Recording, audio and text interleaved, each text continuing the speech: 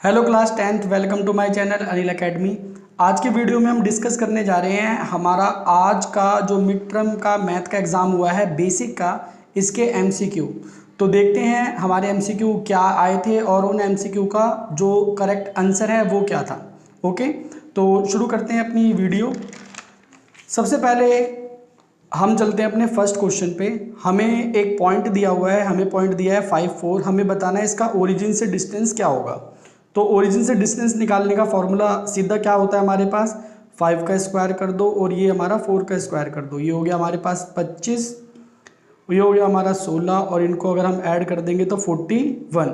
तो ऑप्शन जो हमारा ए है ये हमारा फर्स्ट का क्या हो जाएगा, सही आंसर। 41 अंडर रूट में हमारा क्या होएगा, सही आंसर होगा फर्स्ट का। चलते हैं सेकंड पे। हमें 456 का प्राइम फैक्टराइजेशन करना है। तो 456 का प्राइम फैक्टराइजेशन करते हैं जरा। यहाँ पर 456 आपने 2 से कर दिया तो 2 2 ज़ा 4, 2 2 ज़ा 4, 2 8 ज़ा 16। फिर आपने 2 से कर दिया तो 1 1 4। फिर हम 2 से कर देंगे तो हो जाएगा 57। अब 3 से कर देंगे तो ये हो जाएगा हमारे पास 19। तो ये हो गया 2 की पावर 3, 19 और 3। तो ऑप्शन जो हमारा सेकंड क्वेश्चन का बी है ये क्या होगा हमारा सही। 19 इंटू में 2 की क्यूब इंटू में 3। बी ऑप्शन हमारा सेकंड का क्या होगा, बिल्कुल सही होगा। क्वेश्चन नंबर थर्ड हमारा ट्रिग्नोमेट्री से आया है। साइन ए की वैल्यू दे रखी है 3/5। तो आप एक राइट एंगल ट्राइंगल बना लेंगे। अब जो साइन थीटा होता है वो क्या होता है, परपेंडिकुलर बाय हाइपोटेन्यूज, मतलब ये 3 और ये हो गया हमारे पास 5। अगर हम इसमें पाइथागोरस थ्योरम लगाएंगे तो ये साइड क्या हो जाएगी 4। अब हमें निकालना है कॉस ए। तो कॉस ए क्या होता है, बेस बाय हाइपोटेन्यूज, मतलब कॉस ए की वैल्यू हो जाएगी हमारी 4/5। तो हमारा ऑप्शन नंबर जो सी है थर्ड का, ये क्या होगा, बिल्कुल सही, 4/5 हमारा कॉस ए की वैल्यू होगी। फॉर वट वैल्यू ऑफ के the product of zeros of the polynomial is 2। हमें बताना है के की किस वैल्यू के लिए इस पॉलिनोमियल के प्रोडक्ट का, इस बहुपद के शून्यांकों का जो गुणनफल होगा वो कितना होगा, 2 होगा। तो हमारे पास अल्फा बीटा का फॉर्मूला क्या होता है, C/A।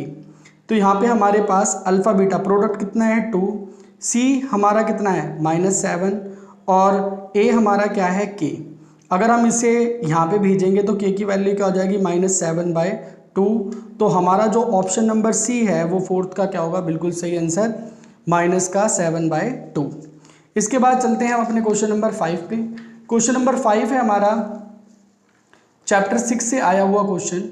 यहाँ पर हमारे पास एक ट्राइंगल दिया है और ये जो DE साइड है वो हमारी BC साइड के क्या है, पैरेलल है। तो हम इसमें लगा देंगे BPT थ्योरम। BPT थ्योरम के हिसाब से हमारा जो रेशो होगा, मतलब AD/BD ये बराबर होगा AE/में EC। अब AD की वैल्यू कितनी है 1.5 और BD हमारा कितना है 3, AE हमारा कितना है 1 और ये कितना है x। यहाँ से डेसिमल हटाएंगे तो क्या लग जाएगा आपका 30 हो जाएगा, 1 से काट देंगे तो 2, क्रॉस मल्टीप्लाई करेंगे तो हमारे पास x की वैल्यू क्या आ जाएगी 2। तो ऑप्शन जो हमारा बी होगा वो क्या होगा, हमारे फिफ्थ का बिल्कुल सही आंसर। ओके, चलते हैं आगे क्वेश्चन नंबर 6 पर। In a circle of radius 21 centimetre. हमारे पास एक सर्कल है जिसका रेडियस कितना है 21 सेंटीमीटर है। हमें इस सेमी सर्कल का एरिया निकालना है। तो हमारे पास सेमी सर्कल का एरिया क्या हो जाएगा, πr² 2। तो 1/2 पाई की वैल्यू हो गई 22/7 और r की जगह 21 मल्टीप्लाई में 21। यहाँ से काट देंगे तो 11, यहाँ से काट देंगे तो 3। ये हो गया आपके पास 33 मल्टीप्लाई में 21। अब आप खुद ही देख लोगे इसको मल्टीप्लाई करके, तो 21 3 ज़ा आपका 63 का 3, 6 कैरी 21 3 ज़ा 69। तो आपका जो ऑप्शन नंबर सी होगा सिक्स्थ का 693 सेंटीमीटर स्क्वायर, ये क्या होगा हमारा सही आंसर होगा। इस सर्कल का जो सेमी सर्कल का एरिया होगा वो होगा 693 सेंटीमीटर स्क्वायर। चलते हैं अपने क्वेश्चन नंबर 7 पे। मीन और मोड फ्रीक्वेंसी, कोई हमारे पास फ्रीक्वेंसी डिस्ट्रीब्यूशन है, उसका जो मीन और मोड है वो हमारे पास 28 और 16 दिया हुआ है। हमें बताना है इसका मीडियन क्या होगा। तो इसके लिए हम अपना सीधा फॉर्मूला यूज़ करेंगे। मोड क्या होता है आपका 3 मीडियन -2 मीन, ये हमारा फॉर्मूला होता है। तो हमारे पास 3, मीडियन कितना है हमारे पास, मीडियन की वैल्यू हमें नहीं दे रखी है, ये निकालना है तो उसको x मान लेते हैं। मोड हमारे पास कितना है 16 और मीन हमारे पास कितना है 28। तो ये हो गया 16 3x, ये हो गया आपका 56, इधर भेज देंगे तो 56 प्लस 16 इज इक्वल टू में 3x, इनको हम ऐड करेंगे तो ये हो जाएगा 72 अपॉन में 3 करेंगे तो 3 2 जा 6 3 4 जा 12। तो ऑप्शन जो हमारा बी होगा ये क्या होगा हमारा, बिल्कुल सही ऑप्शन होगा। हमारा जो मीडियन होगा डाटा का वो कितना होगा 24 होगा। ओके जी, इसके बाद चलते हैं हम अपने क्वेश्चन नंबर 8 पर। एक ट्री है cast a shadow 7 metre long on the ground when the angle of elevation of sun is 45 degree. एक पेड़ है जिसकी जो छाया की लंबाई है वो कितनी है 7 मीटर की, कब, जब हमारे पास सन का जो एंगल ऑफ एलिवेशन बनता है वो कितना बनता है 45 डिग्री। तो 45 डिग्री पे अगर हमारे पास कुछ भी चीज़ होएगी तो हमने देखा है कि हाइट और बेस क्या होगा उसका बराबर होगा, ऊंचाई और ये जो दूरी होती है बराबर होगी। तो हमसे पूछा हाइट ऑफ ट्री क्या होगी, तो वो भी कितनी होगी 7 मीटर। ऑप्शन जो हमारा डी होगा वो होगा 8 का बिल्कुल सही ऑप्शन। ओके, चलते हैं क्वेश्चन नंबर 9 पर। हमारे पास ए बी सी ट्राइंगल जो है वो सिमिलर है डी ई एफ की। तो ए बी सी और एंगल ए कितना है 55, ए की वैल्यू कितनी है 55 डिग्री। ई एंगल जो है हमारा वो 45 डिग्री का हो गया, इसका मतलब बी एंगल भी कितना हो गया 45 डिग्री। हमें बताना है सी की वैल्यू क्या होगी। तो ट्राइंगल के तीनों एंगलों का सम कितना होता है हमारा 180 डिग्री। तो 180 में से माइनस कर दो इन दोनों एंगलों का सम, तो ये कितना हो गया हमारे पास 100। 180 में से 100 जाएगा तो कितना आंसर आ जाएगा 80। हमारा ऑप्शन जो ए होगा वो क्या होगा, बिल्कुल सही ऑप्शन होगा क्वेश्चन नंबर 9 का। क्वेश्चन नंबर 10 पे चलते हैं।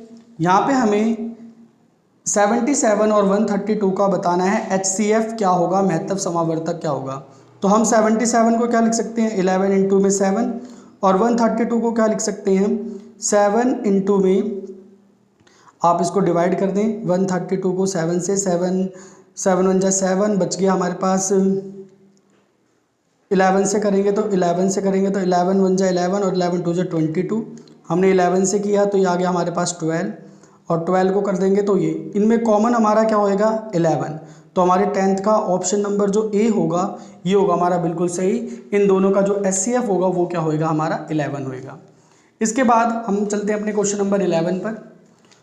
क्वेश्चन नंबर 11 में हमारे पास एक लाइन सेगमेंट है, यहाँ पे पॉइंट है -3 और 3 और यहाँ पे पॉइंट है हमारे पास 7 और 5। हमें इसका मिड पॉइंट निकालना है। तो मिड पॉइंट कैसे निकालते हैं x1 प्लस x2 बाई 2 और y1 प्लस y2 बाई 2 ऐसे निकालते हैं। तो ये हो गया -3 प्लस 7 बाई 2 और यहाँ पे हो जाएगा 3 प्लस 5 बाई 2। यहाँ पे आएगा हमारे पास 4 और 4 को हम 2 से कर देंगे डिवाइड तो 2, और यहाँ पे हो जाएगा हमारा 8, 2 से कर देंगे तो कितना हो जाएगा 4। तो हमारा पॉइंट क्या हो गया 2 4, मतलब ऑप्शन जो डी है ये होगा हमारा 11th का बिल्कुल सही ऑप्शन। तो काफ़ी ठीक अच्छे से MCQ आए हैं इस बार। चलते हैं क्वेश्चन नंबर 12 पे। Angle describe by a minute hand of a clock in 10 minute. एक जो मिनट हैंड होगी वो 10 मिनट में कितना एंगल बनाएगी। ओके, तो देखो 60 मिनट के अंदर जो एंगल बनता है वो कितना बनता है 360 डिग्री का, पूरा एक चक्कर लगा लेती है। तो 1 मिनट में कितना बनाएगी 360 को डिवाइड कर दो आप 60 से, तो कितना आ गया आपका 6 डिग्री का। अब 10 मिनट्स में कितना बनाएगी भाई 6 डिग्री को मल्टीप्लाई कर दो 10 से, तो कितना आ गया हमारा 60 डिग्री। हमारा ऑप्शन जो ए होगा 60 डिग्री ये होगा हमारा करेक्ट ऑप्शन। चलते हैं क्वेश्चन नंबर 13 पे। हाइट एंड डिस्टेंस का क्वेश्चन है। हमसे कह रहा है a kite is flying at a height of 25√3 metre. मतलब ये हमारे पास हो गया 25√3 metre from a horizontal line. It is attached with a string that makes an angle of 60 degree. ये एक रस्सी से बंधी हुई है और यहाँ पे हमारा एंगल कितना है 60 डिग्री है। द लेंथ ऑफ स्ट्रिंग, तो हमें यही लेंथ क्या करनी है फाइंड करनी है। ये हमारा परपेंडिकुलर, ये हमारा हाइपोटेनियस, हम फॉर्मूला लगाएंगे साइन 60 का क्या होएगा हमारा परपेंडिकुलर बाय हाइपोटेनियस। तो 25√3 अपॉन में इसे x मान लेंगे।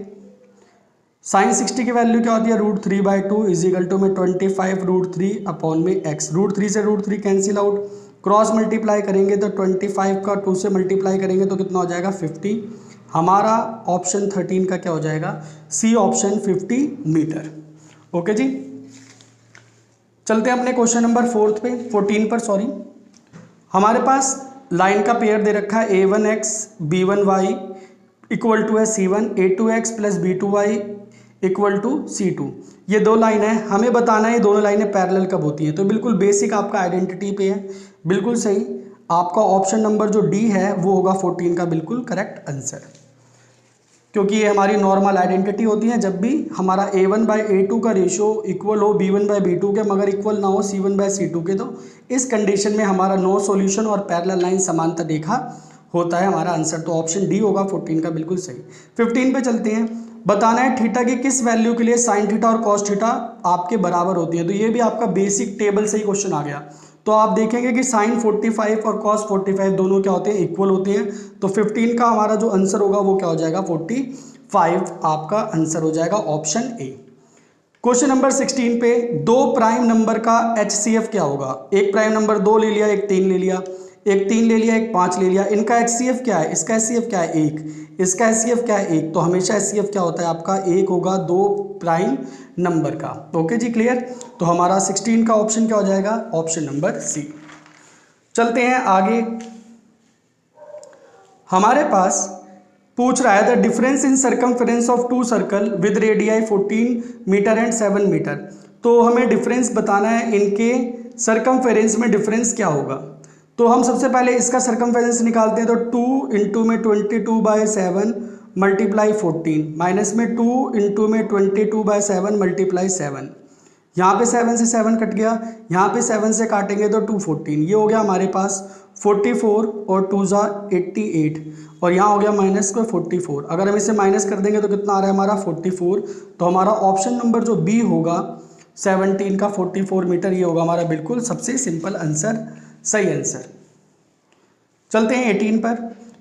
बताना है फर्स्ट 5 नेचुरल नंबर का हमें मीन क्या होगा। तो पहले 5 नेचुरल नंबर कौन से हो जाएंगे, 1 2 3 4 और 5। वैसे तो इसका डायरेक्ट आंसर आपका मिडिल टर्म कौन सी है, 3 है, तो आपका आंसर 3 हो जाएगा। बाकी मीन कैसे निकालते हैं, इनको जोड़ लेंगे हम। तो ये हो गया हमारा 9 12 और 15, और 15 को अगर हम 5 से डिवाइड कर देंगे तो क्या हो जाएगा 3। तो हमारा ऑप्शन नंबर 18 का क्या होगा, 3 हमारा आंसर होगा। चलते हैं क्वेश्चन नंबर 19 पर। एसर्शन रीजन के क्वेश्चन आ गए हमारे पास, तो ध्यान से समझते हैं। फर्स्ट क्वेश्चन है, एसर्शन है हमारे पास the pair of linear equation. हमें ये दो लीनियर पेयर दे रखी है लाइन की इक्वेशन, ये इनकंसिस्टेंट है। अगर हम k की वैल्यू कितनी रखते हैं 16, तो आप देखोगे यहाँ पर a1 बाई a2 जो है ये कितना हो गया 16/8 मतलब 2/1। अगर हम b1 बाई b2 की वैल्यू निकालते हैं तो ये हो गया 14/7 मतलब ये भी हमारे पास। और अगर हम c1 बाई c2 की वैल्यू निकालते हैं तो ये हो गया हमारे पास 7/10। तो आप यहाँ पे क्या ऑब्जर्व कर रहे हो, a1 बाई a2 बराबर है b1 बाई b2 के, बराबर नहीं है c1 बाई c2 के। और इस कंडीशन पे पैरेलल लाइन होती है, नो सॉल्यूशन होता है, और हमारा आंसर क्या होता है, इनकंसिस्टेंट। तो हमारा जो एसर्शन है वो बिल्कुल सही है। अब चलते हैं रीजन पे। a1 by a2 equal to b1 by b2 के not equal to c1 by c2, then the system of linear equation has no solution. और ये बात भी क्या है, सही है। एसर्शन भी सही है और रीजन भी सही है, और दोनों एक दूसरे के हैं सपोर्टिव। तो आपका ऑप्शन नंबर जो ए होगा ये इसका करेक्ट आंसर होगा। ऑप्शन ए को आप बिल्कुल सही लगाओगे। चलते हैं क्वेश्चन नंबर 20 पर। तो ये हमारे पास क्वेश्चन नंबर 20, हमारे पास ये पॉलिनोमियल दे रखा है, इसके जीरोस -2 और -5 होंगे। तो x² प्लस 10 के फैक्टराइजेस करें तो 3 आ जाए तो 5x माइनस का 2x माइनस का 10। यहाँ से मैं x कॉमन ले लूँगा तो x प्लस 5, और ये मास 2 कॉमन ले लूँगा तो भी x प्लस 5। यहाँ से अगर हम वैल्यू निकालेंगे तो x माइनस 2 आया और एक x प्लस 5 आया, जिससे हमें वैल्यू क्या क्या आ जाएंगी, 2 और माइनस की 5 आ जाएंगी। तो हमारा जो एसर्शन है ये क्या है, सही है। अब रीजन पे चलते हैं। द ग्राफ ऑफ पॉलिनोमियल, इस पॉलिनोमियल का जो ग्राफ होगा इंटरसेक्ट x एक्सिस, वो x एक्सिस को कहाँ पे काटेगा, 0 और -2 पर, 5 और 0 पे। तो x एक्सिस पे जो y की वैल्यू होती है वो बच्चों क्या होती है, 0 होती है। यहाँ पे हमारे जो दोनों के दोनों जो रीजन है, ये वाला तो हमारा रीजन जो है ये 0 और -2 है, तो गलत हो गया क्योंकि यहाँ पे हमारा x ये y एक्सिस पे पॉइंट हो गया, और हमारा सॉल्यूशन वहाँ निकलता है जब वो x एक्सिस को काटता है। तो इसका मतलब हमारा रीज़न क्या हो गया है, फॉल्स। हमारा एसर्शन है ट्रू और रीज़न क्या है, फॉल्स। इनके बीच में कोई भी लिंक भी नहीं है, तो हम सीधा ऑप्शन जो हमारा सी है इसको लगाएंगे कि हमारा एसर्शन तो ट्रू है, एसर्शन हमारा सही है और रीज़न क्या है हमारा, फॉल्स। तो ऑप्शन नंबर सी हमारा 20 का क्या होगा, बिल्कुल सही होगा। क्योंकि आप बाकी सारे ऑप्शन देख लेंगे, सिर्फ हमारा सी ही सही बैठ रहा है, तो हमारा 20 का क्या होगा, सी ऑप्शन सही होगा। ओके जी बच्चों, तो ये था हमारा आज का पेपर। मिड टर्म का बेसिक मैथ का एमसीक्यू क्वेश्चन को हमने डिस्कस किया। ओके जी, आप सभी बच्चों का पेपर बहुत अच्छा गया हो, आप सारे बच्चों के लिए गुड लक। ओके बच्चों, बाय। मिलते हैं नेक्स्ट वीडियो में, तब तक के लिए सभी बच्चों को